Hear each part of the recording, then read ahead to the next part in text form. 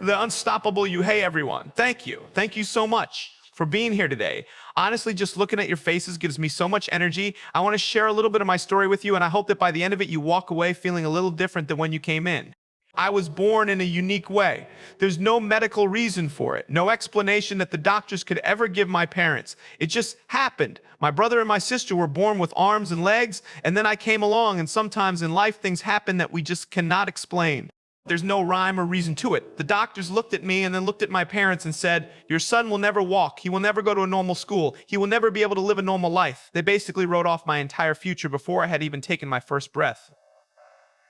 But here I am, standing in front of you, walking on this stage. I grew up in a beautiful coastal town in Australia. Anybody here ever want to go to Australia? It's such an incredible place. I live near the beach, and now I live in a busy city not too far from here. I'm a city boy now. And I have to tell you, one of my favorite things in life is a good moment of surprise. I love freaking people out. Let me tell you a story. One day, I'm in a car, sitting in the front passenger seat. I'm not driving, of course. Can you imagine if I was driving? I'd have to pull a joystick out. Anyway, I'm sitting there and we pull up to a red light. A car pulls up right next to us on the driver's side. I glance over and there's this person staring at me, just staring. They see my head, my face, but they have no idea about the rest of my situation. They're looking at me. I'm looking at them. They're looking at me. I'm looking at them. And I think to myself, all right, let's have some fun with this. So I lean forward, I grab the seatbelt with my mouth, and I slowly pull it loose. I loosen it so I can move around freely. I can see them out of the corner of my eye, and they're just watching me, probably thinking, why is that person eating their seatbelt? Once the belt is loose, I start to move. Now I have their full, undivided attention, 100% focus. And here's what I want you to do. I want you to put your hand up to your face right here so that all you can see is my head. Cut off the rest of my body. Just my face. Now imagine you're in that car and all you can see is my head. Ready? I just did this. Long pause for effect. Their face. Oh, their face.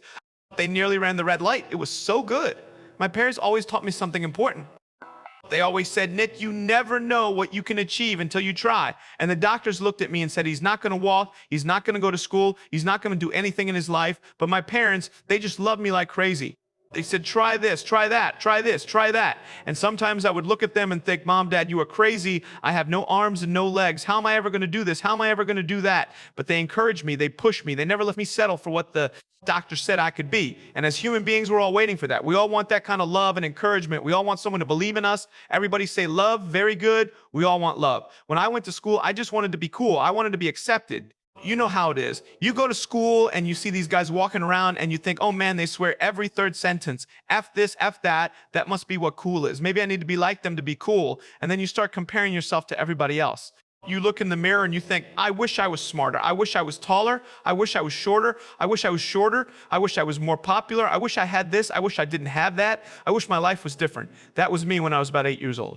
I looked at myself and I looked at everybody else and it seemed like everyone else had more than me. And I started asking the question, why me? Why me? Have you ever asked that question? Why me? It gets you nowhere. It leads you down a dark hallway with no doors.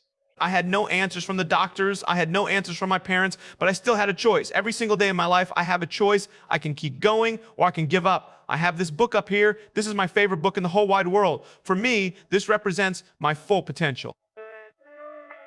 It represents everything I can be here on this earth. And I realized something important.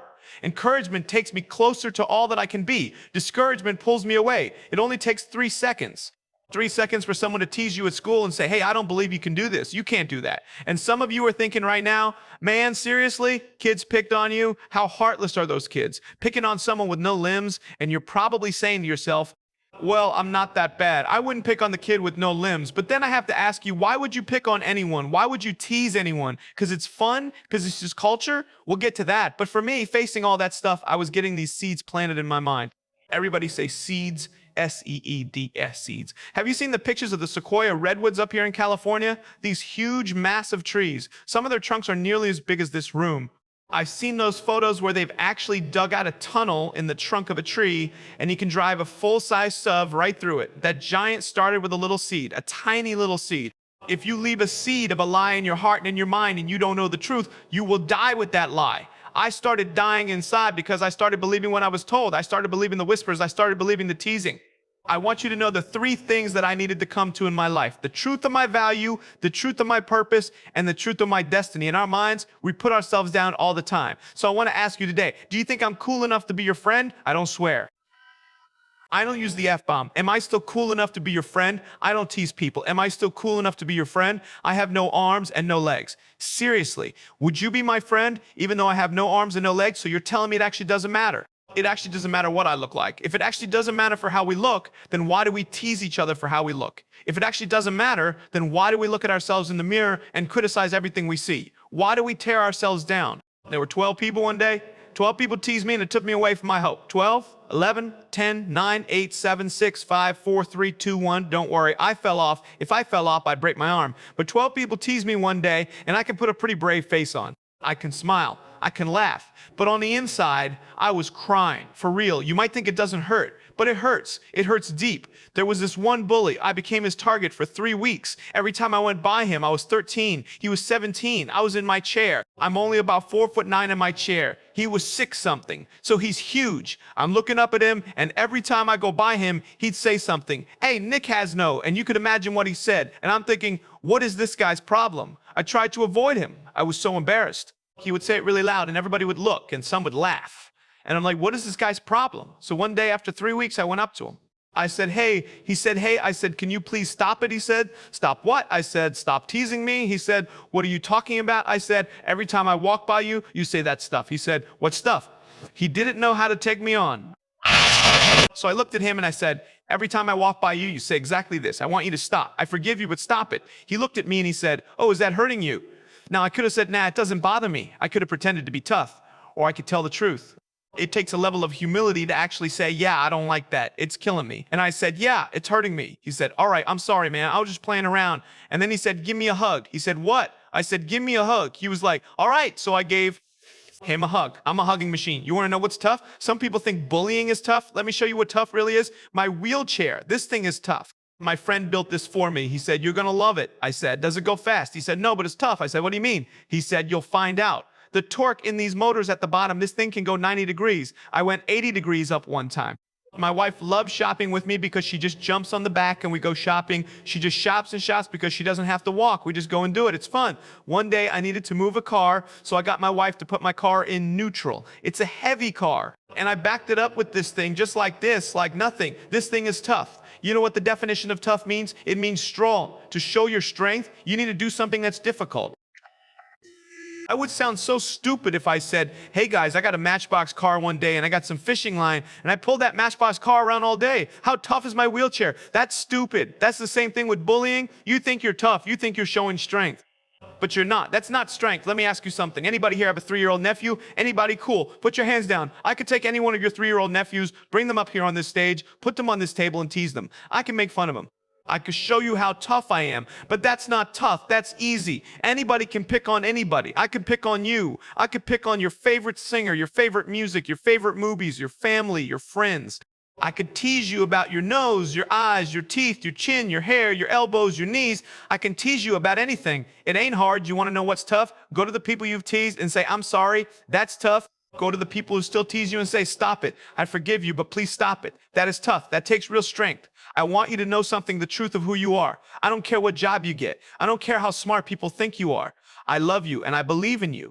I don't care if you end up being a janitor in this school. I'll tell you why, because the janitor at my high school changed my life. He inspired me to be a speaker. He changed everything. He came up to me one day and he said, you should be a speaker. You know what I said? I said, you're crazy. He said, no, really, you need to be a speaker. I said, stop it. 4 months later, he twisted my arm and I said, yes. I spoke in front of 10 people, then another 10, then another 10. Then I found myself in front of 300 students. 3 minutes into my speech, half the girls were crying and one girl in the middle of the room started weeping. She put her hand up and she said, I'm so sorry. Can I come up there and give you a hug? In front of everybody, she came up and she hugged me and she cried on my shoulder and she whispered in my ear, thank you. Thank you. Thank you. No one has ever told me that they love me. No one has ever told me that I'm beautiful the way that I am. The reason I'm still here today is because my parents told me that I was beautiful. Some of you don't have those parents.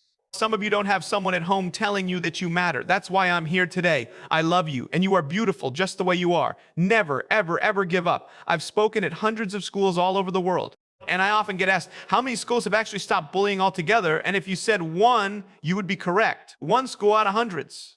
I got a letter from the headmaster and he said, Nick, you forever changed our school. We haven't seen any bullies pick on anybody for 8 months straight. We don't know what happened, but in the best words that I can describe, there's just a new thought in the air. It just ain't cool anymore. It just ain't cool anymore. So I want to ask you today, what are you going to do? Are you going to continue on knowing that in each section of this room, statistically, there are people who are thinking about ending their life? What if the person you're teasing is one of those? What if your words are the ones that push them over the edge and you have no idea? Would you find something else to do? Would you find something positive to do with your words, with your energy, with your influence? The change is up to you. If you want to see more love in your school, be love. If 50% of the school comes together and says, you know what, it just ain't cool anymore. The people who still think it's cool, every time they look down on someone, they'll be the ones who look out of place. They'll be the ones who don't fit in. I want you to know, every person you are tempted to tease is my brother.